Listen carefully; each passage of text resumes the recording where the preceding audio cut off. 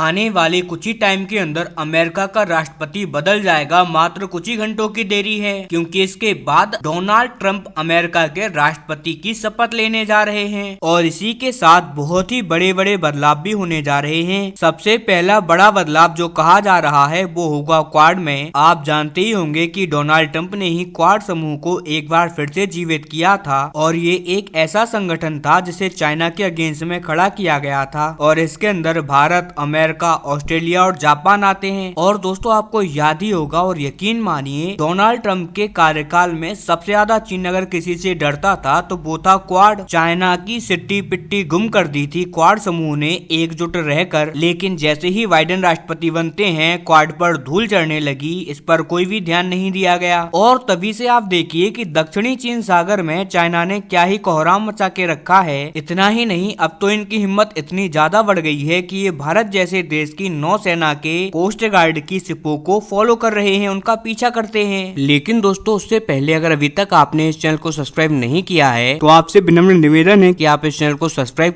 कर notification bell को on कर लीजिए और वीडियो को लाइक कर दीजिए। चलिए हम वीडियो में वापस आते हैं। और इसीलिए रिपोर्ट्स आ रही हैं कि डोनाल्ड ट्रंप सबसे पहले काम करेंगे क्वाड को एक बार फिर से जीवित करने का, और यही वो वजह है जिसकी वजह से डोनाल्ड ट्रंप अब क्वाड देशों का दौरा भी करेंगे। और इसी दौरे के दौरान अप्रैल के महीने में डोनाल्ड ट्रंप भारत भी आएंगे। और इसीलिए आप जरा आपकी स्क्रीन पर देखिए, अलग अलग जो मीडिया सोर्सेज हैं, स्पेशली डिफेंस सोर्सेज, वो लगातार रिपोर्ट दे रहे हैं कि डोनाल्ड ट्रंप के इस अप्रैल वाले दौरे में बहुत ही ज्यादा बड़ी बड़ी डिफेंस डील होने की आशंका है। जैसे कि स्ट्राइकल ICV व्हीकल की जो डील है वो फाइनली साइन कर दी जाएगी और दोनों देश जल्दी ही उस डील को भी कंप्लीट कर देंगे। वहीं इसी के साथ साथ जो सबसे बड़ी खबर आ रही है वो ये है कि डोनाल्ड ट्रंप यहाँ पर F-35 के A वेरिएंट का भारत को ऑफर भी दे सकते हैं और इसे लेकर बातचीत भी ऑफिशियली अप्रैल के महीने में स्टार्ट हो सकती है, डोनाल्ड ट्रंप के दौरे के जस्ट बाद। साथ ही मैं आपको एक बात और बता दूं कि ये सब जो कुछ भी हो रहा है ना, ये पूरा एक सीक्वेंस में हो रहा है। सबसे पहले तो आने वाले एक महीने में यानी कि 10 से लेकर 11 फरवरी के दौरान अमेरिका का